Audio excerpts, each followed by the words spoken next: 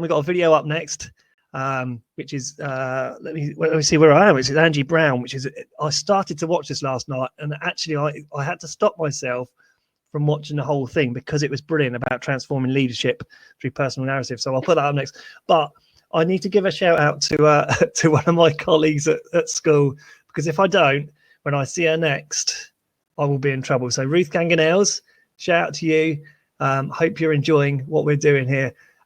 So let's see if I can find Angie's video. It really is this one. Honestly, that's so, all of them have been brilliant, but this one I started to watch it and I thought, oh yeah, I really want to carry on. This is it. Hi, my name's Angie Browne and I tweet at Nourished School, and I wanted to talk to you about a recent project that I've been involved in where we've been using narrative to transform leadership. So the story starts with a number of conversations that I found myself having a few weeks back with women who I was coaching. I coach a number of head teachers and senior leaders, and I coach on a couple of different programs. One of them was a Women into Leadership program, and the other was a BAME Leaders program. And so I found myself in 1 week having 2 conversations with 2 different women in which they were telling me that their hair, which is the same as my hair, was not acceptable for their schools. So there were 2 black women who both had afro hair, who felt that somehow their hair was too extreme, that their afros were too big, and they were opening up to me because I guess they thought it would resonate. And you know what? It did resonate, because I'd also had those feelings about my hair and the extent to which my hair may or may not hold me back from a leadership position. So I went away and I was talking to another friend of mine who is also a coach, and I started to consider the other identity issues that I felt that I probably had and had brought into leadership roles before. Things like my weight, maybe even my teeth. Definitely the fact that I was a black leader and often worked in schools that were rural and had mainly white population of children, or were schools in which I was the only black member of SLT. And out of that conversation with my dear friend, a community project was born. So what is a community project? A community project is essentially an invitation to a group of people to come together and to submit a piece of writing around a central topic. I wrote to 30 women and I had 25 women agree to be part of the project. Our central theme was the intersection between the way that women think about the way they look and the way that that impacts on their leadership. And we had 25 women agree to be the participants, and those women wrote essays that have gone into the inbox of the project participants, people who signed up for the project, and they've gone into their inboxes every day throughout April. So we've had 160 women sign up to the project, and it clearly was having resonance, which made me think, what is it about this narrative lens that is really helpful? And so I've been kind of percolating on the community project that we've been running and the narratives that have been going on there, but also my coaching work, which also uses a kind of narrative lens to help people consider the way that they show up in their lives. And narrative coaching, I'm going to go through in a really, really kind of whistle-stop tour, uses these 4 areas: situate, search, shift, and sustain, to help us make sense of the narratives that exist in our lives. So I'm going to give you an example of how this has played out in a situation that I've been in. I was once at a heads meeting in our local authority, all the secondary heads in the local authority. The other characters then are the largely male secondary head teachers and the school that we're visiting. So we all signed in to go to the meeting through the school reception. And as we passed through the school reception, there were a group of parents waiting in the reception. We went into the head's office and we were waiting for him to be finished with the business of kind of starting the day at the school.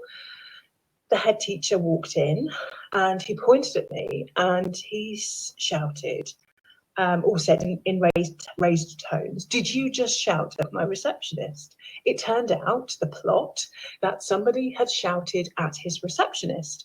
And the plot twist, of course, is that that wasn't me. Another person in the meeting said, no, I came in with Angie. She definitely didn't shout at your receptionist.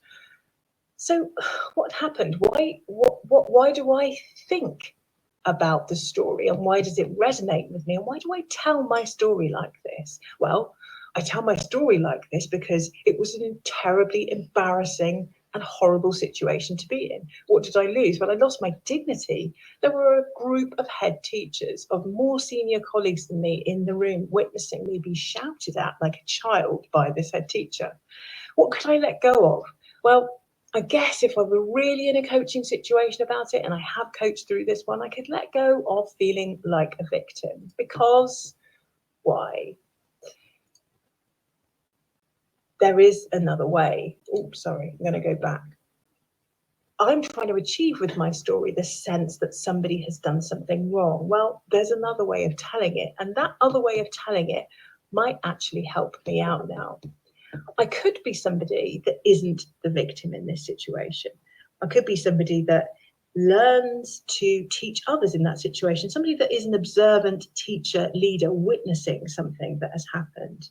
I could be somebody that says, this is really interesting, that is not diminished by the situation, but actually teaches the other people in the situation how they could behave. And this is where you get to the shift phase of narrative coaching. Because we get to this point with our stories where we need to ask whether the telling of our story and the continued telling of it diminishes us or enlarges us.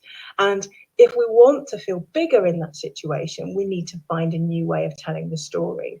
And so I can begin to ask myself, does the path I am taking now make me larger or smaller? Going back to the community project, although it wasn't the plan, the women who had participated in the project naturally moved into the shift phase. So they may have been telling stories about their past or about situations that occurred in their past that were quite difficult, but they naturally got to a point where they were saying, actually, there's probably another way of looking at this. There's probably a way of dealing with this situation that enables me to come out of this with a greater sense of self rather than a diminished sense of self. And it really, really interests me that writing a narrative has the power to do this, can naturally allow a shift to occur. So what happens next? You get into the sustain phase. So you take what you have learned from your shift, from consideration of the way that you could have handled a situation, of what else you could learn, and you start thinking, well, what works better for me? What is the story that will actually work for me now? What could I do that I couldn't do before? And is this new story of the version I'm going to be rich enough, compelling enough to sustain my future? I look at that situation now in that room with that group of head teachers, and I think, I am transformed into the kind of leader that now takes that head aside and says, "Oof, you're having a rough morning. Things are a bit tricky. Let's go outside and have a chat about what's happened." I'm the person who now does what I couldn't do before, not cower in my seat like the victim, not ask for other people or look to the room to help me deal with that situation, but take control of it, show them how to behave when things like that happen. And that is a compelling version of my leadership that will sustain me for the future, should this kind of story occur again and need rewriting again.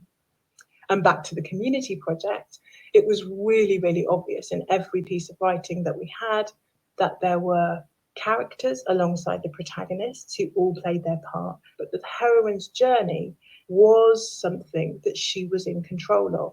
She was able to write about her pivots. She was able to write about the moments in the story where new questions were posed, where the unraveling of the story suddenly takes a different direction, one we're not necessarily expecting.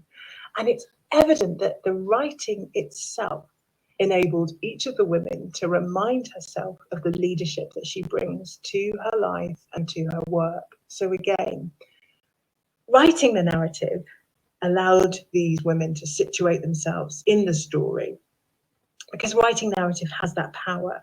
It allowed them to kind of search out what was going on in that situation, because in order to explain it to somebody, you have to kind of search it. But then, of course, to shift it and to say, actually, I choose to write the story differently and understand the story differently, and then explain how that sustains their leadership moving forward, how that one snapshot, that one piece of narrative sustains a compelling future version of themselves. So my conclusion, narratives, narrative coaching, sharing our stories together, all of these things have the power to help us rewrite our stories and tell much better ones. They have the power to transform the way that we show up, to lead in our life and in schools. I'm a massive fan of narrative and telling stories. And I think if we could just take a moment to sit back and search out our stories, the ones that are really compelling to us, we learn a hell of a lot about what's going on for us. Projects, then do drop me a DM at Nourished School. And thank you very much for listening.